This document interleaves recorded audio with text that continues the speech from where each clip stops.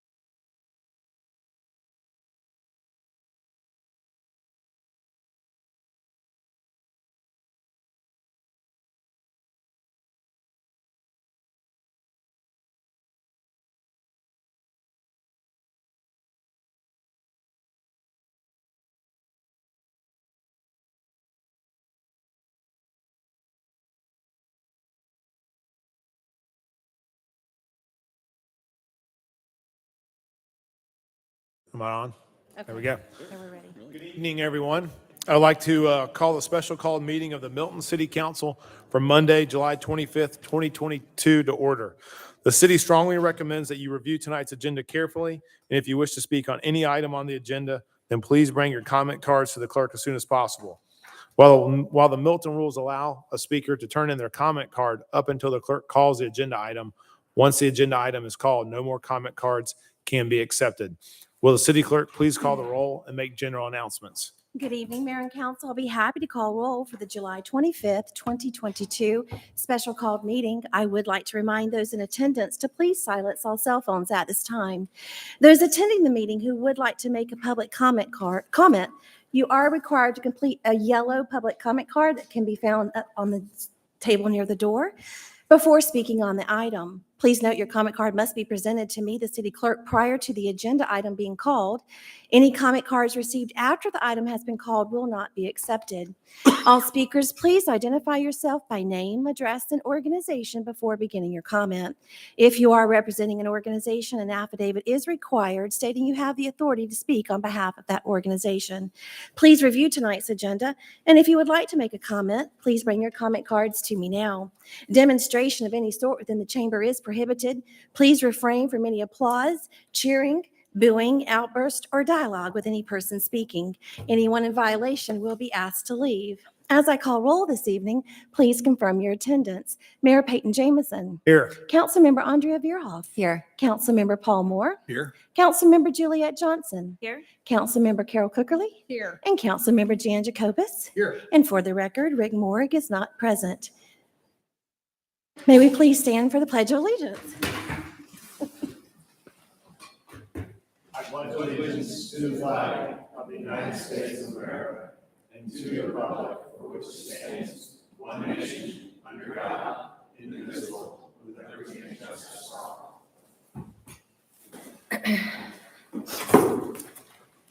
Will the city clerk please sound the next item?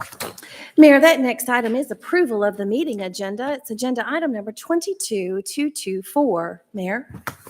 Okay, I'd like to open it for a motion. Mr. Mayor, I make a motion that we approve the agenda. Second. Okay, I have a motion from Councilmember Moore and a second from Councilmember Johnson to approve the agenda as read. All in favor, please say aye. Aye. Aye. Any opposed? That's unanimous. Next is general public comment. The city clerk, do we have any public comment? We do, Mayor. Okay. The next item is general public comment. Public comment is a time for citizens to share information with the mayor and the city council and to provide input and opinions on any matter that is not scheduled for its own public hearing during today's meeting. Each citizen who chooses to participate in public comment must complete a comment card and submit it to the city clerk prior to the agenda item being called. Please remember that this is not a time to engage the mayor or members of the city council in conversation. When your name is called, please come forward and speak into the microphone stating your name and address for the record. You will have 5 minutes for remarks. The city encourages you to review the agenda, and if you wish to speak, to bring your comment cards to the city clerk right now. Will you please call the first comment? And Mayor, my apologies. My eyes must be playing tricks on me. We do have public comment, but it's for agenda item 22214. okay. So my apologies, but So I'm glad we all were reminded. I know, it's always good rules. to practice. So I was just testing you, Mayor. Good. So we'll move on to consent agenda. If the city clerk will please sound the items. Mayor, that first item is approval of the meeting minutes for the July 11th, 2022 work session meeting. It's agenda item number 22225. Item B is approval of a financial statements and investment report for period 8 of May 2022. It's agenda item number 22226. Item C is approval of a construction services agreement with Blank Construction Company for the fiscal year citywide asphalt resurfacing project. It's agenda item number 22227. Mayor? Thank you. I'd like to open it for a motion on the consent agenda. Mr. Mayor, I make a motion that we approve the consent agenda as read. Second. Okay, I have a motion from Councilmember Cookerly and a second from Councilmember Moore to approve the consent agenda as read. All in favor, please say aye. Aye. Aye. Any opposed? That's unanimous.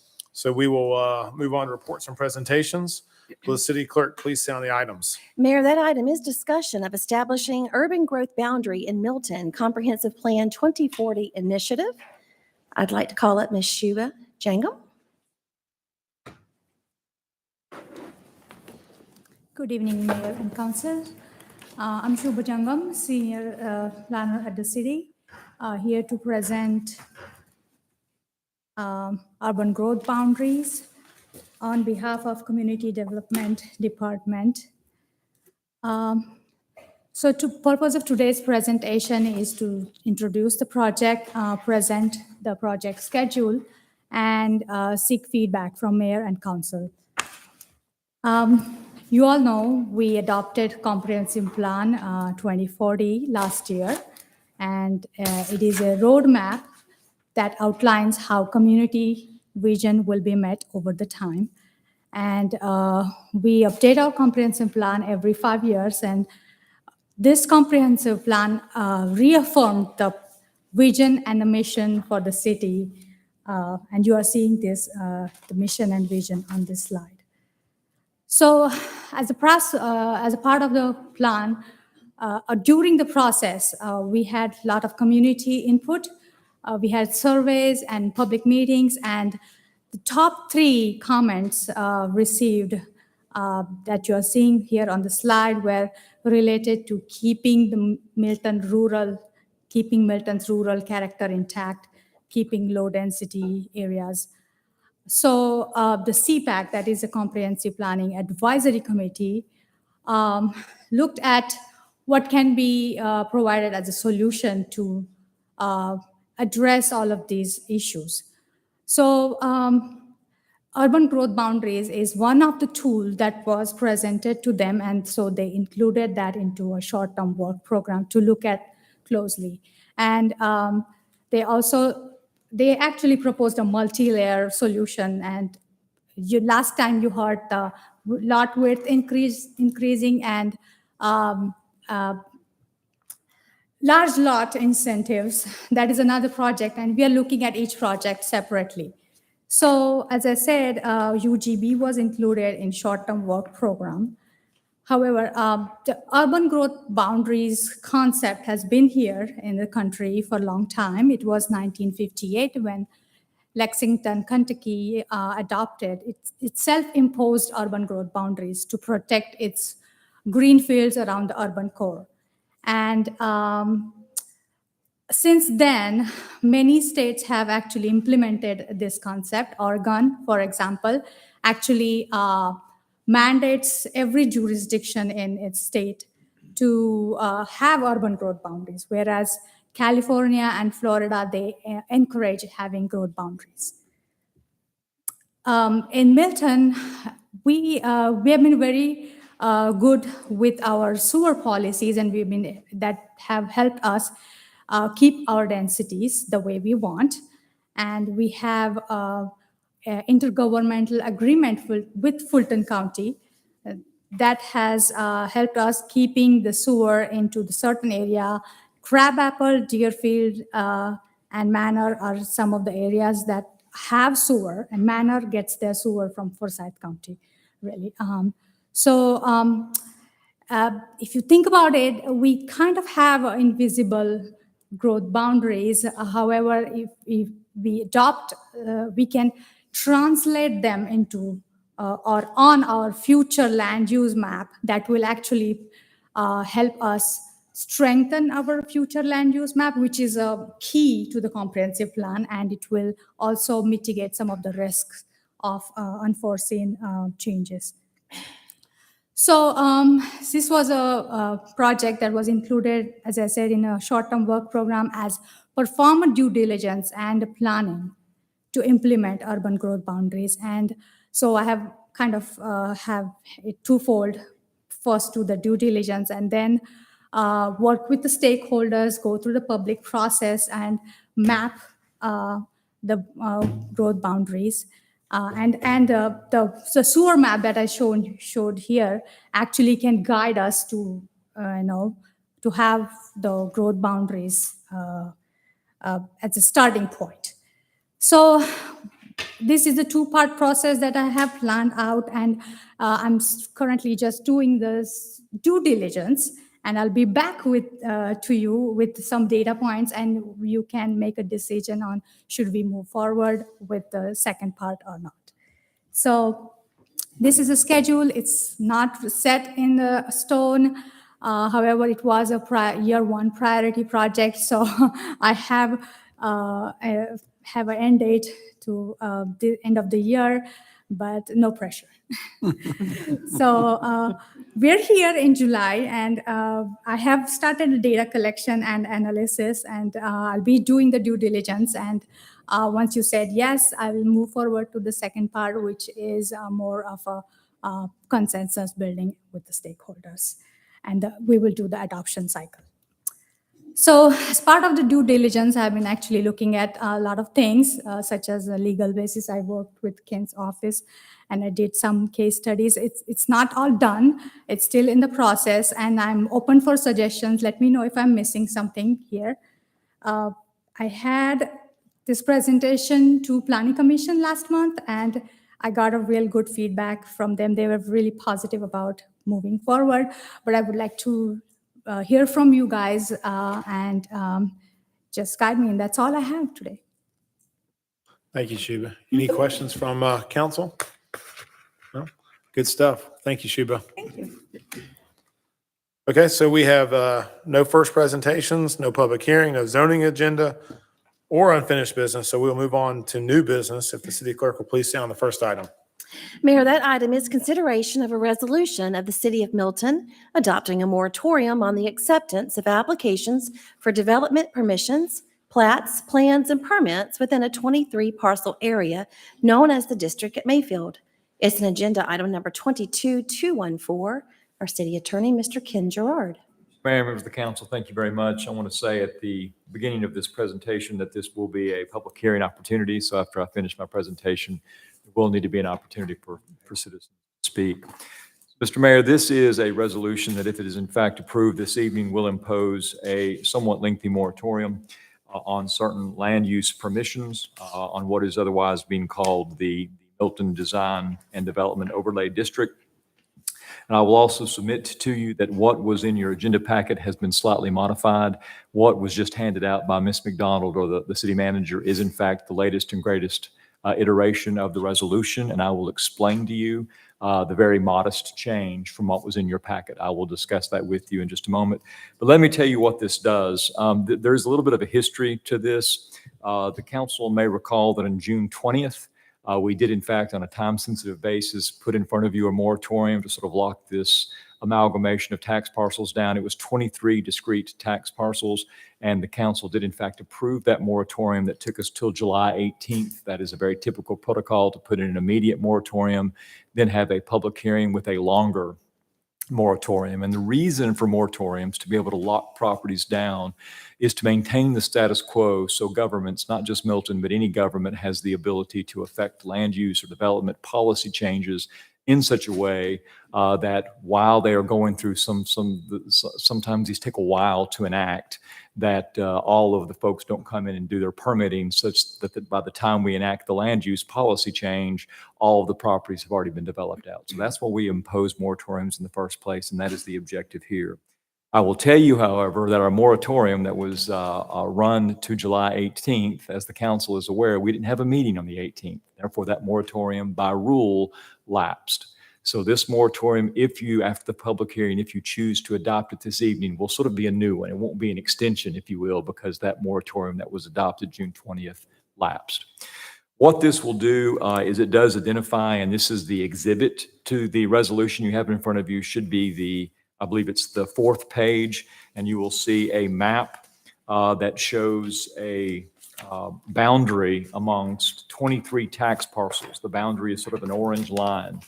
And I want to direct your attention, first of all, you've seen that before. You would have seen that on June 20th. You saw this exact range of tax parcels. However, you may see one here. This map now has an X on one of the tax parcels. I hope you can see that. And I hope you also see that on the legend to the right, there is in fact a yellow bar through one of the tax parcels. I'll discuss that in a moment as well. Here's the bottom line. The city staff are in the process of preparing a development and design overlay district for this area. This will allow specific regulation of exterior features, facades, and design elements for those structures and future build out within the area that is the subject of the moratorium. This would prohibit, while this moratorium is in place with respect to these properties, it will prohibit the city of Milton from accepting concept plans, preliminary plats, infill regulating plans, use permits, building permits, demolition permits, grading permits, land disturbance permits for those identified parcels. And this would, of course, be in place while we otherwise bring to you a new ordinance that will further regulate the build out in these areas. That's what a moratorium does. That's what this one would do. Now, when we put the original moratorium in, it was for 23 parcels. The reason we have X'd one out is we have had an individual or an entity that is in fact a property owner within this area come to the city and say, listen, I would appreciate it very much if the moratorium did not apply to this parcel. I have already a design for 3 residential units on this parcel, and I'm proposing to build them as 3 single-family detached residential structures. I'm doing it in a way that has a look and an aesthetic feel that I believe is pleasing and consistent with what Milton has in mind for this piece of property or for this overlay anyway. And I would respectfully request that we not be included in the moratorium. And I will submit to the council and Mr. Mayor that having something out of the moratorium from the inception is much easier than having it in the moratorium and having to pull it out later. The request was seen, I believe, by staff as reasonable. We've looked at the exterior elevations they have in mind. They appear to be in line with what the city of Milton has in mind anyway. And they have in fact confirmed in writing that it will only be built out as 3 single-family residential dwellings. And based upon that, it is, I think, the recommendation of staff and my office that this one parcel is in fact excluded from the moratorium this evening. Therefore, we're not talking about 23 parcels, we're talking about 22. And the map as would actually bind the moratorium would be less the parcel that has the X on it.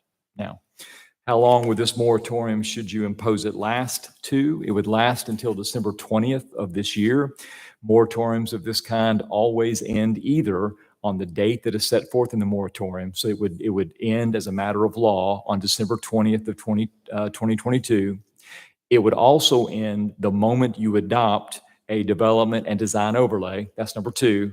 Or number 3, anytime that the council otherwise chooses for it to end by way of a formal vote. Mayor and members of the council, that is my presentation this evening. And again, this resolution can only be considered after you have heard from public comment. To the extent that there's any here, at that point, the resolution will be yours. Thank you. Any questions for Ken before we ask public comment? Okay, Audrey, then Paul. Ken, did you say how large lot or the parcel 14 was? I believe it's roughly an acre. It's 1 acre, and they're building 3 single-family homes? That's correct. I have a similar question. So is that density consistent with what the overlay provides? It today, is. or It's will it require- T4. Yes, sir. It won't require any variance to accomplish that. Great, thank you. Okay. Tammy, public comment? Mayor, I would like to first invite Ms. Kathy Beck to the podium, please.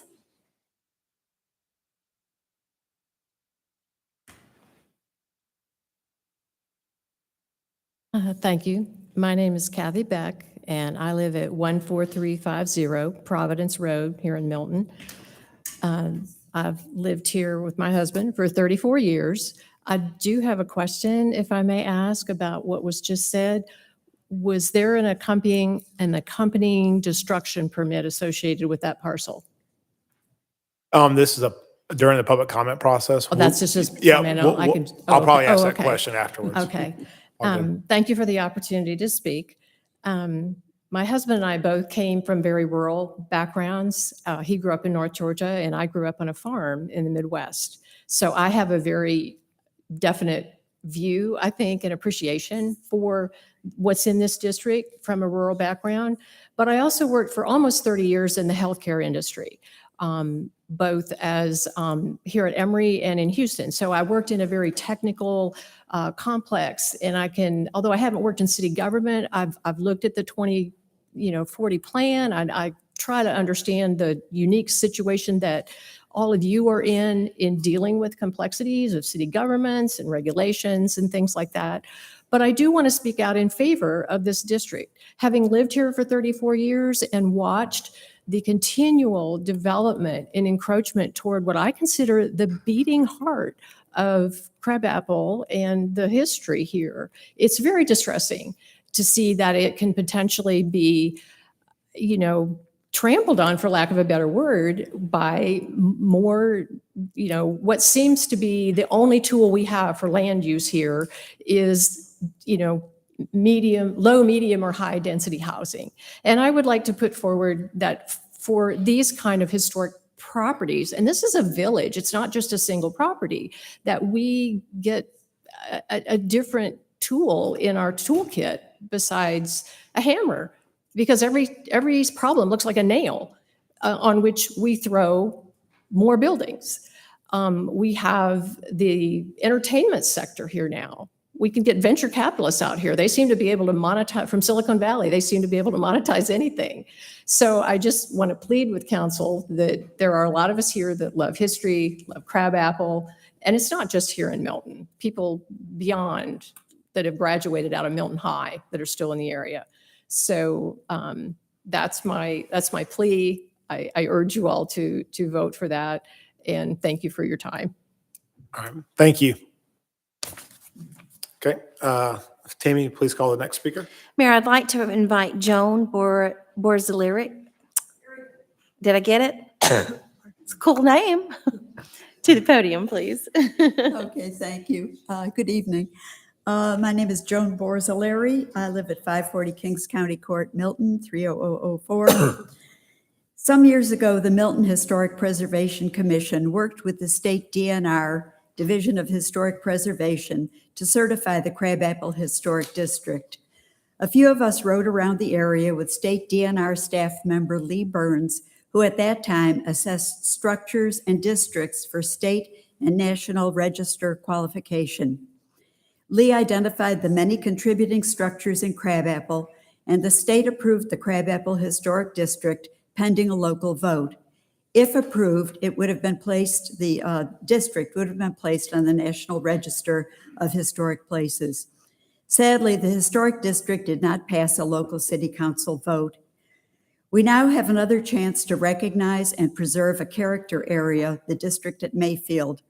Tall old trees, along with houses that tell the story of Milton settlement and early settlers, can be saved and repurposed. Think about the places we are all drawn to: Canton Street in Roswell, Virginia Highlands in Atlanta, walkable and human scale with commercially viable shops and restaurants in historic buildings. I hope you will support the efforts to extend the moratorium and help create the district at Mayfield. Thank you. Mayor, I would next like to invite Jeff Dufresne to the podium, please. Thank you.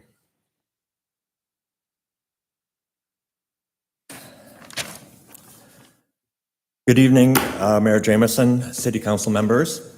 I am Jeff Dufresne. I live at 1380 Summit Road, Milton, Georgia. My wife and I moved to Milton 6 years ago. I had just retired from corporate life. We researched from New England to New Mexico, where we were looking for a city with a certain charm, a unique identity, a heritage. My real estate career took me to places like Charleston and New Orleans and Savannah. And these cities, these thriving cities, embrace their past, which has a positive effect on property values and business growth and tourism. The proposed district at Mayfield has 22 parcels. Over half of these parcels contain what we call contributing structures over 50 years old. Many of these are over 100 years old and presently operate viable businesses. They are in full use. Historic buildings pre-World War II are different. They're significant. At that time, they used higher quality materials, rare hardwoods, especially heart pine, wood from old growth forests that no longer exist. Exposed brick, glass windows, glazed windows with wavy original glass panes. And the quality and craftsmanship of these structures is, some people might differ, but it's superior quality than what we have universally going on today. Did you know that the average lifespan of a building today is about 50 years old? I mean, that's pretty much it. A century-old building has what we call better bones in the industry than a lot of the brand new counterparts. The fact that these old structures are still standing and being used is a testament to their value. So, I mean, like they say, the old saying is, they don't make them like they used to. When a builder acquires land with a historic building on it, he has basically two choices.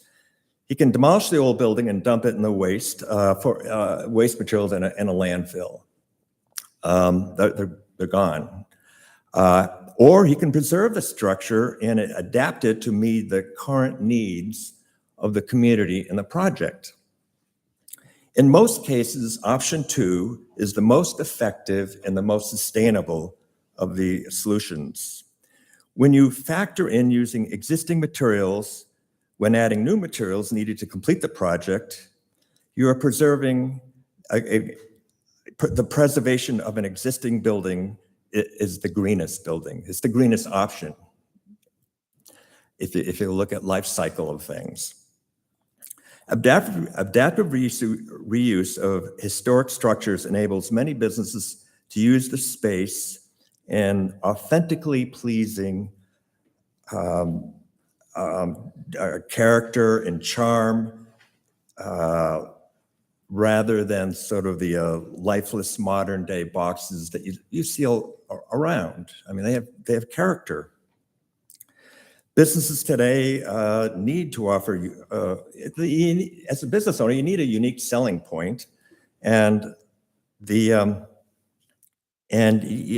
want to stand out from the crowd.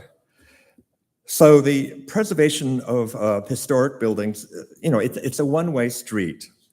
There's no chance to renovate or save a historic building once it's gone. Simply put, once a building is destroyed, it is lost forever. Milton is very, very special, and we don't want to become Anytown, USA.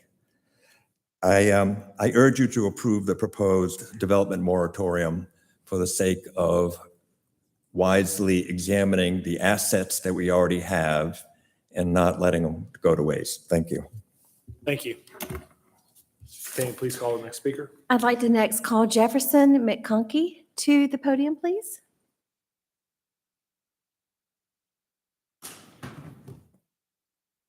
Hey, Jefferson McConkey, 815 Mayfield Road here in Atlanta, in Milton, Georgia, rather. Mayor, City Council, just going to read a little quick comment for you guys this evening. On behalf of JLM Investment Group and our entire Mayfield Farms development team, we are encouraged by the city's overall direction and very appreciative of the initial groundwork and vision laid out to us by Charlie Roberts and other members from his team for the proposed district at Mayfield. We remain optimistic about engaging with the city of Milton to further discuss with all the stakeholders with a goal aimed at tailoring a mutually beneficial future development plan for this proposed district at Mayfield. We believe that this portion of the city has tremendous potential and hope that we can all work together to ensure that that potential is in fact realized. Thank you. Thank you. Please call the next speaker. I'd like to invite Byron Foster to the podium, please. No? Okay. I'd next like to invite Charles Roberts. Okay. Sally Rich.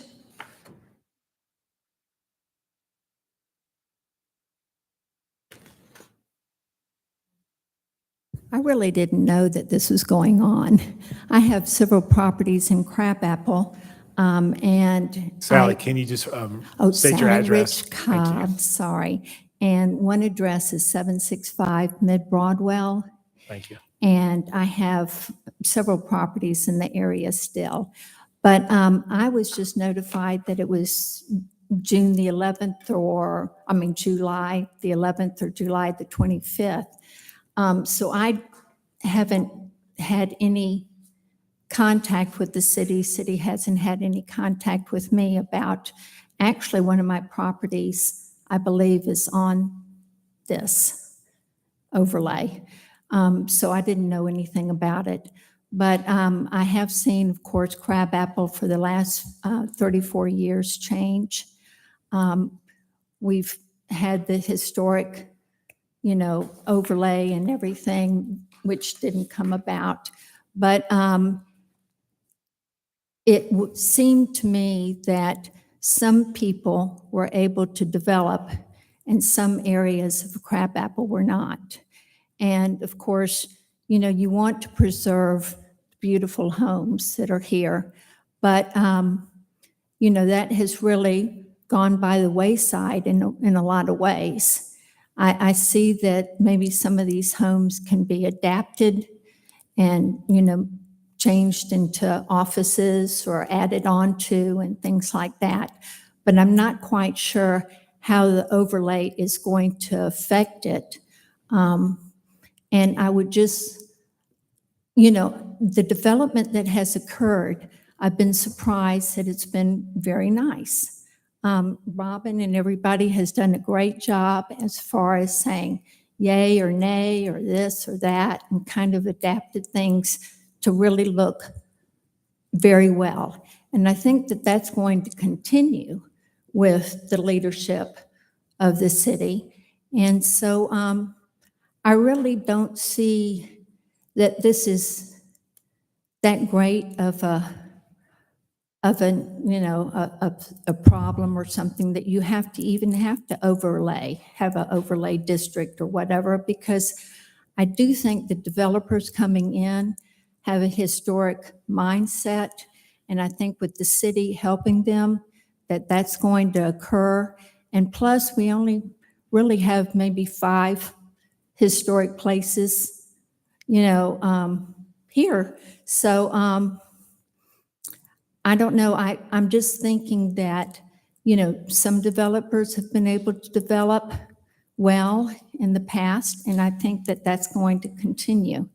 So I'm not quite sure, if this is even needed, but I wish that I had been able to be informed of it beforehand. So thank you. Thank you. Mr. Fleck, Brad Fleck.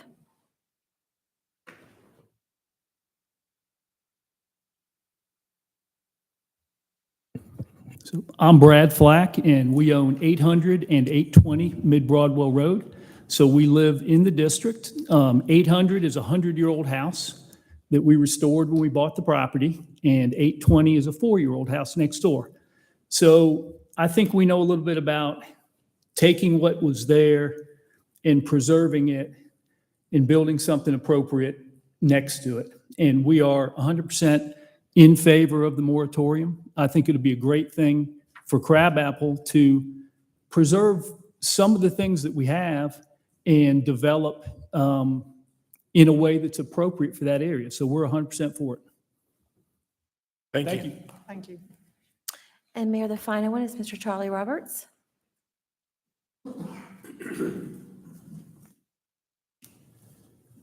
Thank you, Mayor and Council. We're going to pass out a little vision statement for the district that shows something interesting. A week ago, we were walking around Alpharetta, Charlie Roberts, 13645 Freemanville Road, before Peyton caught me. So it's a little vision of a new building sitting right behind an old building. And a page or two back is a 100-year oak tree sitting behind the house. So the house and the oak tree have been there 50 or 75 or 100 years. And the new building is a wonderful office building with a great tenant. I'm a developer. I'm also chairman of DRB, been on DRB 5 years. And I just want to be clear that this is the opportunity for all of the stakeholders, the city and the property owners, to work together. There was a few comments we've dealt with about, oh, you'll stop our growth or you'll take away our value. I just thought this was a great picture of both. Everything Jeff said about history and we all feel about Milton's past. And I would say Brad grew up. Brad, what, a half a mile from where you live now? Yep. I'm probably the only person here that's ridden my horse through this area. We were on our second bottle of wine and sitting in his living room, and I'm kind of talking like I know more than he does. And he said, Charlie, I rode my horse up to that bike shop when it was a general store to get my mom's stuff. And that set me back. So yes, sir. And he's my top consultant. If we can make Brad and Ann happy, then we're in good shape. So that's just a vision. Last, I would like to thank the council for all your time and energy the last 45, 60 days. I would really like to thank all the property owners. This is worrisome when you're a property owner, overlay, a creative area, but they've been great. They've listened. They've met with us. We've had a wonderful time getting to know them. So I really want to thank them. I want to thank my wife, who has a job and a career 6 weeks ago, but all she's done is work on this district and all the maps and aerials she did. So I want to thank her.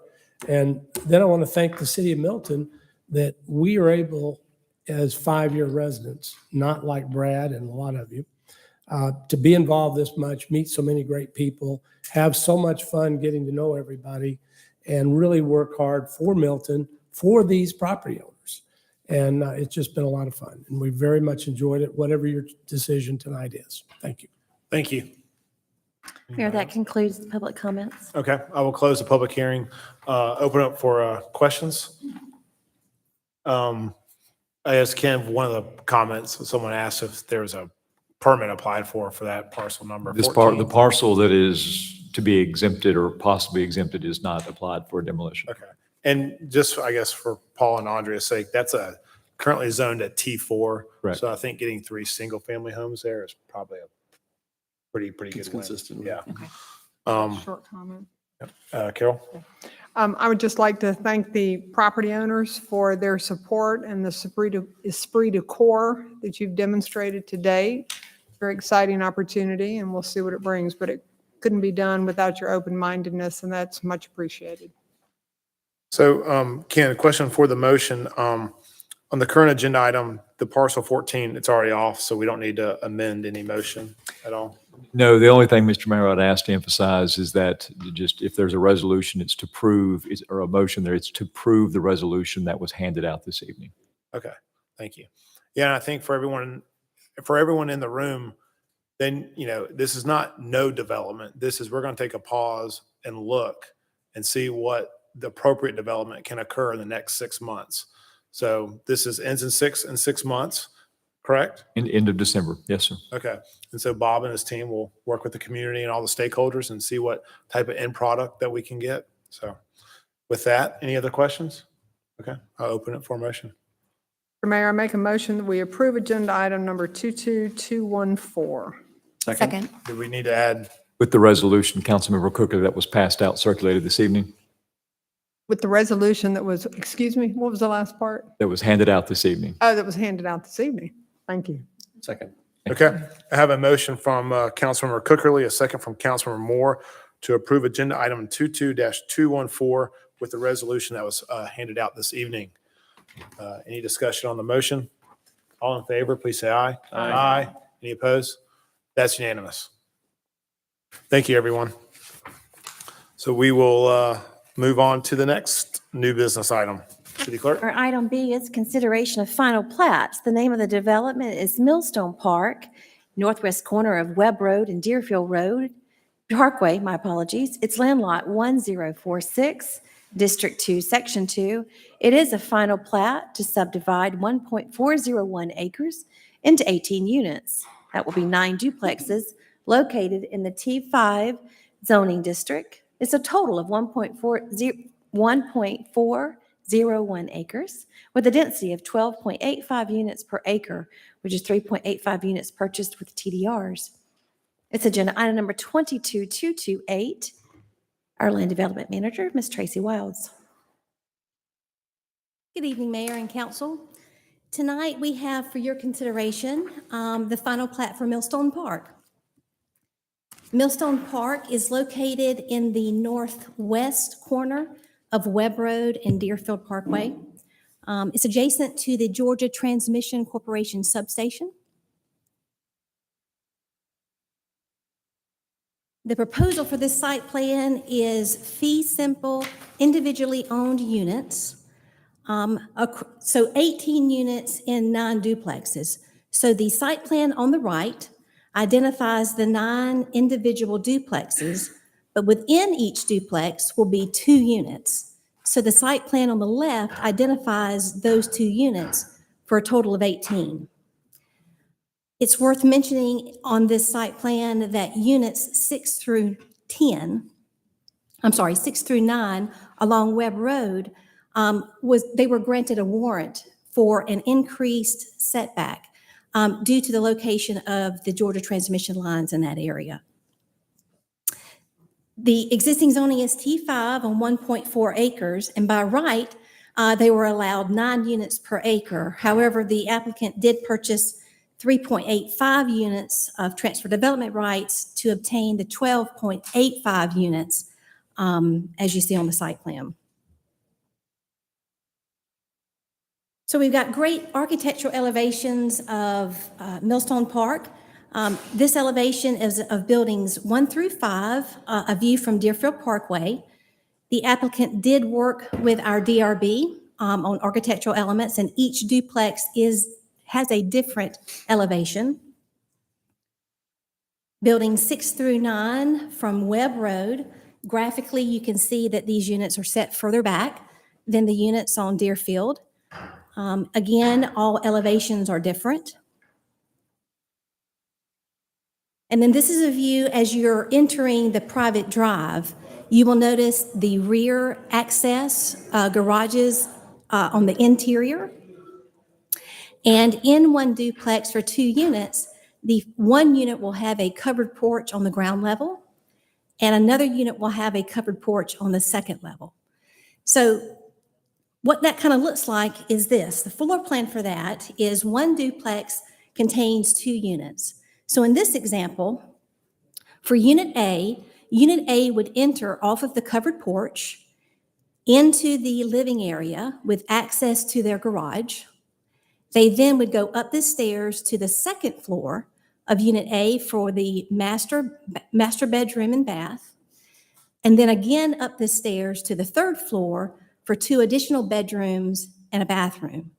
Note Unit A and B are separated vertically on units on the second and the third floor. Likewise, in Unit B would access from the ground level on the same covered porch, but have access to the garage and staircase only.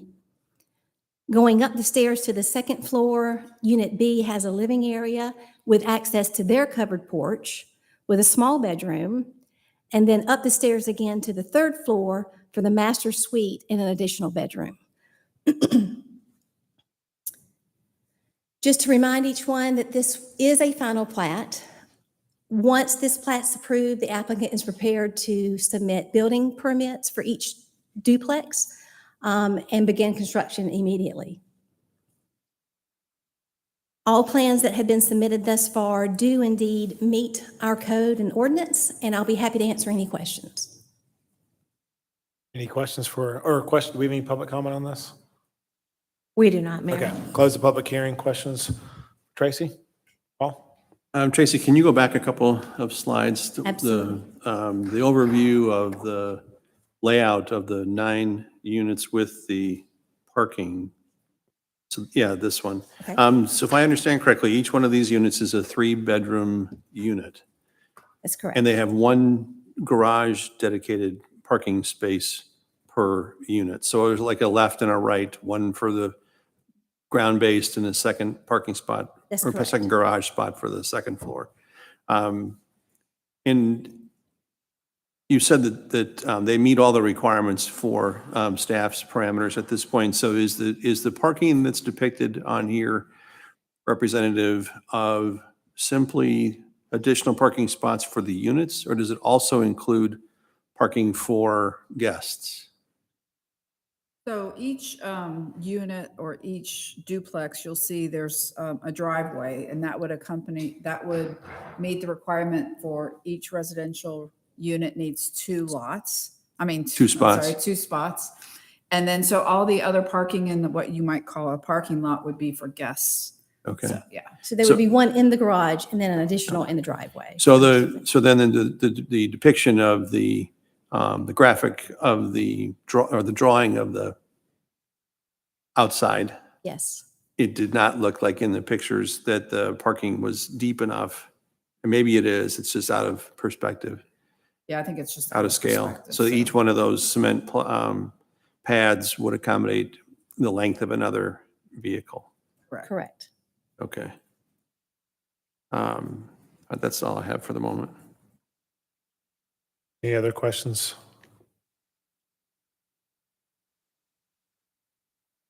Okay.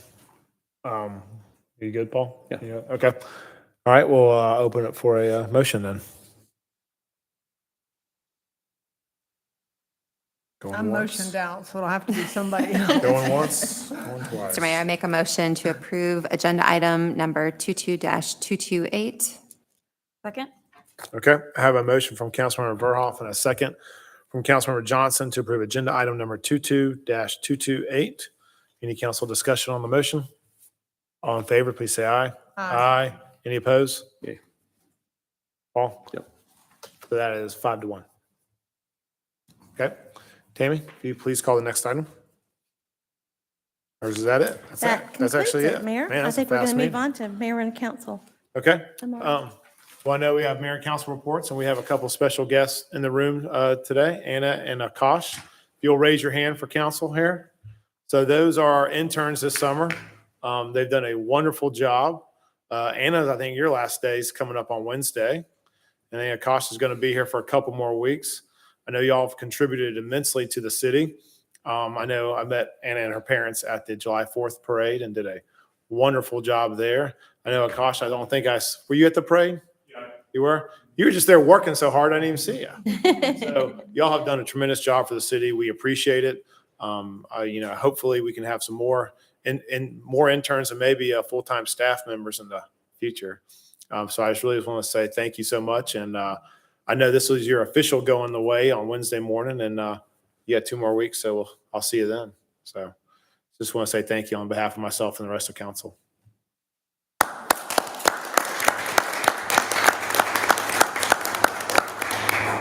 Any other council reports? Man, it's quick and easy. Do we have staff reports tonight? We don't? Don't, Mayor. Man, this is going to go. Y'all want to have an executive session to stick around? No? Mayor. All right, we're good? All right, I will open it for a motion to adjourn. So moved. Second. All right, have a motion from Councilmember Moore and a second from Councilmember Johnson to adjourn. All in favor, please say aye. Aye. Aye. That's unanimous.